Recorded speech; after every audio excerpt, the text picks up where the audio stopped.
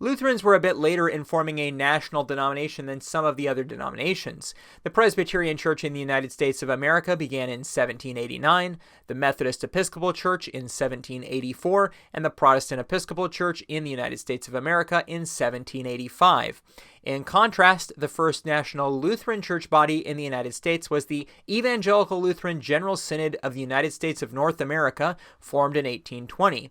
Though throughout its existence there were other Lutheran synods which were not a part, it collected a large percentage of North American Lutherans. Various synods would join, leave, or rejoin throughout the General Synod's existence over various issues, and in the 1860s the issue was slavery. In May 1862, the General Synod met for the first time during the Civil War and adopted the Report of the Committee on the State of the Country, which said in part, "Whereas our beloved country, after having long been favored with a degree of political and religious freedom, security, and prosperity, unexampled in the history of the world, now finds itself involved in a bloody war to suppress an armed rebellion against its lawfully constituted government, and whereas the Word of God, which is the sole rule of our faith and practice, requires loyal subjection to the powers that be, because they are ordained of God, to be a terror to evildoers and a praise to those who do well, and at the same time declares that they who resist the power shall receive to themselves condemnation, resolved, that it is the deliberate judgment of this synod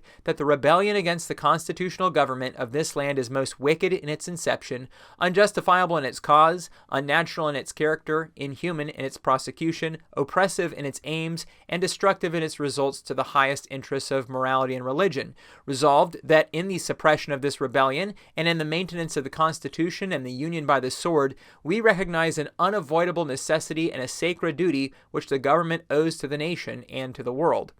Unsurprisingly, this report was not well received by the Southern synods, and so in 1863, 4 of them, from North Carolina, South Carolina, Virginia, and southwestern Virginia, exited the General Synod and joined with a synod from Georgia to form the General Synod of the Evangelical Lutheran Church in the Confederate States of America. After the conclusion of the war, in 1866, this was changed to the United Synod of the Evangelical Lutheran Church in the South, and in 1869, the General Synod renamed to the General Synod of the Evangelical Lutheran Church in the United States of America.